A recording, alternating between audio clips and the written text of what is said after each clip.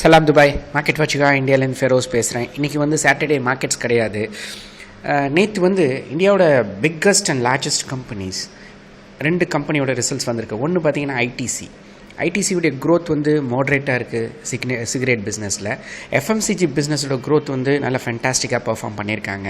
So ஐடிசியை பொறுத்த வரைக்கும் அவங்களோட பிஸ்னஸ் வந்து கேஷ் கவுன்னு சொல்லலாம். ஒரு பக்கம் சிகரெட், இன்னொரு பக்கம் வந்து அதை டைவர்சிஃபை பண்ணுறதுக்காக வந்து எஃப்எம்சிஜி செக்டாரில் பிஸ்கெட்ஸ் அந்த மாதிரி நுழைஞ்சிருக்காங்க, ஃபுட் ஐட்டம்ஸ்னு. இன்னொரு பக்கம் வந்து ஹோட்டல் இண்டஸ்ட்ரி, வெல்கம் குரூப், அதாவது ஷெரட்டன் குரூப்னு வச்சுருக்காங்க.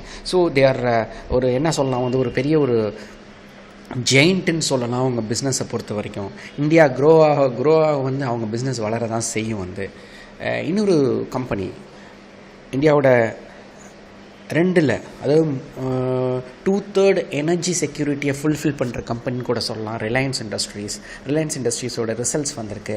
ஸோ அவங்களும் வந்து மாட்ரேட்டாக வந்து எக்ஸ்பெக்ட் பண்ண அளவுக்கு வந்து ரிசல்ட்ஸ் கொடுத்துருக்காங்க.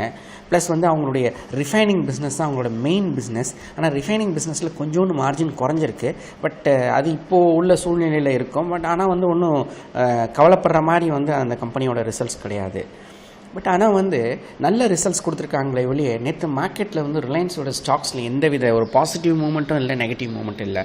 ஆல்மோஸ்ட் 3 வருஷமாக 4 வருஷமாக பார்த்தீங்கன்னா ரிலையன்ஸ் இண்டஸ்ட்ரீஸோட ஷேர் விலை வந்து அந்த பிட்வீன் வந்து இந்த 700 to 800 லெவலே தான் வந்து ட்ரேட் ஆகிட்டு இருக்கு. இப்போ வந்து 850 860 லெவலில் இருக்குது. பட் ஆனால் ரிலையன்ஸ் வந்து இருக்க வேண்டிய லெவல் வேறு. அவங்களுடைய கேஷ் வந்து குறைஞ்சிருக்கு. எதிர்பார்த்த அளவுக்கு வந்து அவங்கக்கிட்ட கேஷ் நிறையா இருக்கும் எப்போதுமே, ரிசர்வ்ஸு.